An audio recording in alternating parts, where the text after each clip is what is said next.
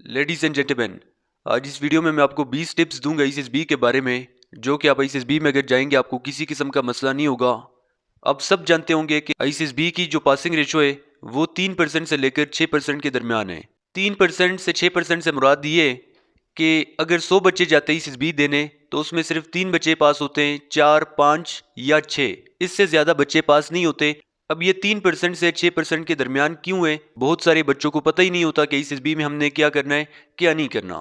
तो आज इस वीडियो में मैं आपको 20 चीज़ों का बताऊंगा जो कि अपने पास आपने नोट करना है। जब एसएसबी में जाएंगे इंशाल्लाह किसी किस्म का आपको मसला नहीं होगा। सबसे पहली बात तो ये कि अपनी इन्फॉर्मेशन को आपने अपने पास नोट कर देना है, यानी अप्लाई करते वक्त जो आपने चीज़ें लिखी थी अपनी ज़मीनों के बारे में, अपने हॉबीज़, अपने स्पोर्ट्स, सारी की सारी चीज़ें अपने पास आपने नोट करना है। दूसरे नंबर पर एसएसबी का जो फॉर्म आपने भेजा है उसमें जो भी आपने चीज़ें लिखी है वो भी अपने पास आपने नोट करना है, वो भी आपने याद रखना है। इसके बाद जो भी आपके फैमिली इनकम है, आपके हॉबी, स्पोर्ट्स, आपकी अचीवमेंट्स, आपके पेरेंट्स और आपके फैमिली से रिलेटेड जो भी इंफॉर्मेशन है, जो भी वो आपसे पूछ सकते हैं, वो भी आपको पता होना चाहिए। और आपके एजुकेशन के बारे में कंप्लीट आपने अपने पास ये सारी चीज़ें लिख देनी है। ये जब एसएसबी में जाएंगे दोबारा से आप फॉर्म फिल करेंगे, वहाँ पे आपने वही लिखना है जो अप्लाई करते वक्त आपने लिखा था, और जो कि आपने एसएसबी का फॉर्म भेजा है वही चीज़ें आपने दोबारा से भी वहाँ पे लिखनी है। इसके बाद जब भी आप एसएसबी के जौहर हॉल में बैठे होंगे वहां पे आपने इमेच्योर सवाल नहीं पूछने हैं। वो आपको कहते हैं कि यहाँ पे अपना सीएनआईसी नंबर आपने लिखना है। बच्चा कहता है सर अपना लिखना है या अपने फादर का लिखना है। वो कहते हैं अपना नाम कैपिटल में लिखना है। बच्चा सवाल करते हैं सर नाम कैपिटल में लिखना है। वो कहते हैं हमने आपको बता दिया कैपिटल में लिखना है। तो फजूल सवाल आपने नहीं पूछने। बहुत सारे बच्चे इमेच्योर बन जाते हैं, तो ये बात बिल्कुल भी ठीक नहीं है। इसके बाद जब भी आप जौहर हॉल में होते हैं वो आपको कहते हैं जी स्टॉप राइटिंग। स्टॉप राइटिंग से मुराद ये कि आपका टाइम खत्म हो गया है। उसके बाद भी बहुत सारे बच्चे लिखते हैं। याद रखें जो कि आपका चेस्ट नंबर है, जो कि आपने पहना है, वो आपकी पहचान है। उसी से ही वो आपको नोट करेंगे। कैमरे भी लगे होते हैं, वहाँ पे स्टाफ भी होते हैं, वो आपको देखेंगे। स्टॉप राइटिंग के बाद आपने बिल्कुल भी लिखना नहीं है। बहुत सारे बच्चे आसपास के लोगों से मदद लेते हैं, ये चीटिंग में आता है। इस तरह से आपने नहीं करना। बिल्कुल भी आपने इंक का पेन इस्तेमाल नहीं करना। बाल पॉइंट आपके पास होने चाहिए 2 से 3। अगर एक रुक जाता है, बंद हो जाता है, दूसरा आपके पास होगा। और नया पेन आपने नहीं लेके जाना, वो पेन लेके जाने जो कि इससे पहले इस्तेमाल हो चुके हैं, क्योंकि नया पेन वहां पे दरमियान में रुक जाता है, फिर आपको मसला बनेगा।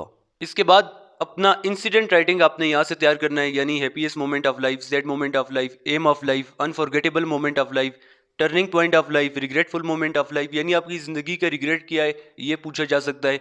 आपकी जिंदगी का एक ऐसा लम्हा जिसको आप कभी नहीं भूल सकते, वो आपसे पूछा जा सकता है। आपकी जिंदगी का हैप्पीएस्ट मोमेंट क्या है वो आपसे पूछा जा सकता है। आपकी ज़िंदगी का सैड लम्हा क्या है वो आपसे पूछा जाएगा। बहुत सारे बच्चों को पता ही नहीं है कि हमने इसमें क्या बताना है, क्या हमने नहीं बताना। नेगेटिव चीज़ें बिल्कुल भी आपने नहीं बतानी, पॉजिटिव चीज़ें आप बता सकते हैं।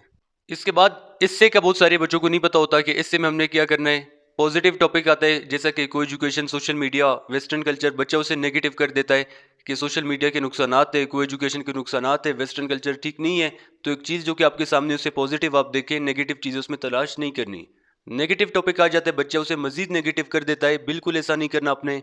टॉपिक आता है आपके पास कंपैरिजन वाला, यानी लव मैरिज या अरेंज मैरिज। बच्चा कहता है लव मैरिज भी ठीक है, अरेंज मैरिज भी ठीक है, डेमोक्रेसी या डिक्टेटरशिप। बच्चा कहते हैं दोनों ठीक है। वो आपको ओपिनियन मांग रहे हैं कि आपके ख्याल में कौन सा बेहतर है, लव मैरिज बेहतर है या अरेंज मैरिज बेहतर है। अगर लव मैरिज बेहतर है तो वो क्यों बेहतर है, अगर अरेंज मैरिज बेहतर है तो वो क्यों बेहतर है, ये आप बताएंगे। लॉजिकल पॉइंट्स आपके पास होने चाहिए। Intro, main body, conclusion proper आपने करना है। इससे जहाँ से भी आप तैयारी कर रहे हैं अपने ट्रेनर को आपने इससे लाजमी चेक करवाना है, ताकि आपको पता चले कि क्या मिस्टेक आप कर रहे हैं। हमारा जो यही यूट्यूब चैनल है एसएसबी स्मार्ट स्टडी, इस पे कंप्लीट आपको वीडियोस मिल जाएंगी। एसए के बारे में भी, ग्रुप डिस्कशन के बारे में भी, लेक्चरेट के बारे में भी, डिप्टी के बारे में, साइक के बारे में, सब कुछ आपको मिलेगा। लेकिन साइक का हम आपको सॉल्व चीज़ें नहीं देंगे, बाकी जीटीओ के लेक्चरेट भी सॉल्व मौजूद है यहाँ पे, ग्रुप डिस्कशन के भी टॉपिक सॉल्व है, एसए के भी टॉपिक सॉल्व है। तो इस पर आप विजिट करेंगे SSB smart study YouTube channel पे, कंप्लीट आपको सब कुछ मिल जाएगा एसएसबी के बारे में। यहाँ से भी आप तैयारी कर सकते हैं। अगर हमारी क्लासेस लेंगे तो वहाँ भी हम आपको सारी चीज़ें बताएंगे। इसके बाद आ जाता है जी वर्ड एसोसिएशन टेस्ट। अब इसमें आपने क्या करना है जी कि लाइंस आपकी स्ट्रेट होनी चाहिए। बहुत सारे बच्चे जब लिखते हैं टेढ़ा लिखते हैं। सीक्वेंस आपने ख़राब नहीं करना, यानी पहला सेंटेंस अगर आ गया गार्डन, गार्डन पे लिखें। दूसरा आ गया फैन, फैन पे लिखें। तीसरा आपके पास आ गया जी वुड, वुड पे आप सेंटेंस बनाएंगे। चौथा आपको नहीं आ रहा, उसकी जगह को आपने खाली छोड़ना है। 36 पे 36 होना चाहिए, 72 पे 72, यानी कि 36 पे आप 38 वाला लिखें। इस तरह से फिर साइक को समझ नहीं आएगा। इसके बाद आपने कोशिश करना है कि इमेच्योर और आपके जो सेंटेंसेस होंगे नेगेटिव नहीं होने चाहिए, इमेच्योर भी नहीं होने चाहिए, क्योंकि बहुत सारे बच्चों को पता ही नहीं होता कि इसमें हमने क्या करना है, क्या नहीं करना। हैंड राइटिंग आपकी जो स्पीड है, अभी से इस पे प्रैक्टिस करें, क्योंकि बहुत सारे बच्चों से वहाँ पे टाइम निकल जाता है। टाइम मैनेज करना बहुत ज़रूरी है। अगर यहाँ पे प्रैक्टिस करेंगे आप, आगे जब जाएंगे किसी किस्म का आपको मसला नहीं होगा। इसके बाद जब पिक्चर स्टोरी आ जाती है, मेन कैरेक्टर को आपने देखना है। जब 30 सेकंड आपको मिलते हैं कि पिक्चर को ऑब्जर्व करें, तो आपने मेन कैरेक्टर देखना है। मेन कैरेक्टर कौन है, नाम इसको क्या देना है, काम क्या हो रहा है, क्वालिटीज़ आप कैसे इसमें ऐड करेंगे, डायरेक्टली नहीं बताना, इनडायरेक्ट आप क्वालिटीज़ का जिक्र कर सकते हैं। जब भी वो आपको स्टोरी दिखाएंगे स्क्रीन पे, तो वो कहेंगे 30 सेकंड आप लिख नहीं सकते, 30 सेकंड आपको ऑब्जर्व करने के लिए टाइम दिया जाता है। लेकिन बहुत सारे बच्चे उस 30 सेकंड में भी लिखते हैं, जो कि चीटिंग में आता है। इस तरह से आपने नहीं करना। स्टोरीज आपकी प्रैक्टिकल होनी चाहिए, हकीकत वाली स्टोरीज बताएं। याद रखें, एक ही टिप है, वो है simple stories are best stories. जो आपकी सिंपल स्टोरीज होंगी वही बेस्ट स्टोरीज है। लेकिन मेन चीज़ है कि क्या इसमें आप क्वालिटीज़ ऐड कर सकते हैं। क्वालिटीज़ अगर आपकी हैं तो ठीक है, अगर क्वालिटीज़ नहीं है तो मसला बनेगा आपको। हमारी जो ICSB की पासिंग रेशो ज़्यादा है, इसकी वजह यही है कि हम अपने बच्चों के साइक के काम भी चेक करते हैं, GTO का भी उनको बताया जाता है, डिप्टी का भी, सारा कुछ यहाँ से हम आपको तैयार करेंगे। अगर आप हमारी ऑनलाइन क्लासेस लेंगे, सब कुछ आपको ये बताया जाएगा। इसके अलावा पिक्चर स्टोरीज में आपने नेगेटिव वर्ड्स होते हैं वो आपने इस्तेमाल नहीं करना। थीम्स आपने पहले से तैयार करने के। एक बच्चा अगर सोच रहा है इस पर मैं क्या स्टोरी बनाऊंगा, यहाँ से आप तैयार करेंगे, हम आपको बताएंगे क्या करना है आपने, क्या आपने नहीं करना, कैसे थीम्स आपने तैयार करने हैं। SRT आ जाता है जी, सिचुएशन रिएक्शन टेस्ट, जिसमें मैं आपको एग्जांपल दे देता हूँ। एक सिचुएशन आता है कि you are going for job interview, on your way you saw an injured person. Job interview के लिए आप जा रहे थे, रास्ते में आपने एक इंजर्ड पर्सन देखा। इस सिचुएशन में क्या करेंगे। अब आपका मेन जो टारगेट है, जो कि आपका गोल है, वो क्या है, वो है जॉब इंटरव्यू। लेकिन रास्ते में एक रुकावट भी है, जो कि है जॉब इंटरव्यू।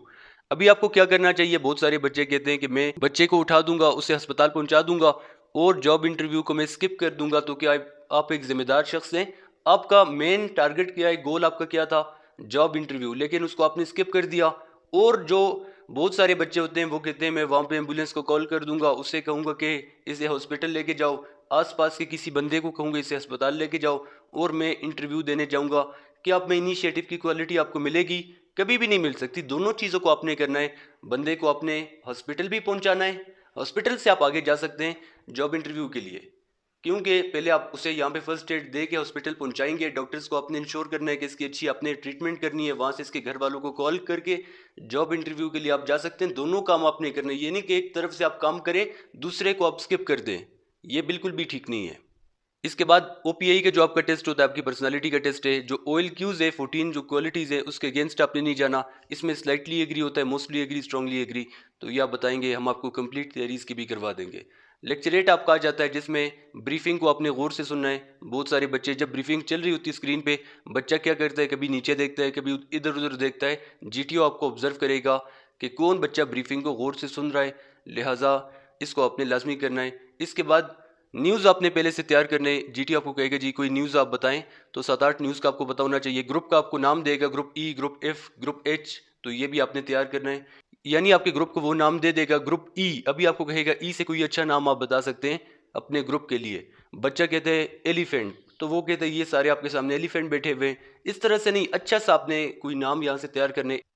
इसके बाद GTO आपको टॉपिक देगा, 2 टॉपिक्स देगा, एक आपने बता देने टॉपिक का। लेकिन बच्चा क्या कहता है, सर मैं दूसरा टॉपिक चूज करूंगा। वो कहता है प्लीज रिपीट द टॉपिक, तो बच्चा फिर भूल जाता है। आपने ये नहीं करना। टॉपिक आ जाता है पहला कि एनर्जी क्राइसिस, दूसरा टॉपिक आ जाता है जी के reason of increasing divorce rate in Pakistan, तो आप बताएंगे सर एनर्जी क्राइसिस। इस तरह से, ये नहीं कि पहला वाला टॉपिक या दूसरा वाला टॉपिक, टॉपिक का नाम लेके आप GTO को बताएंगे।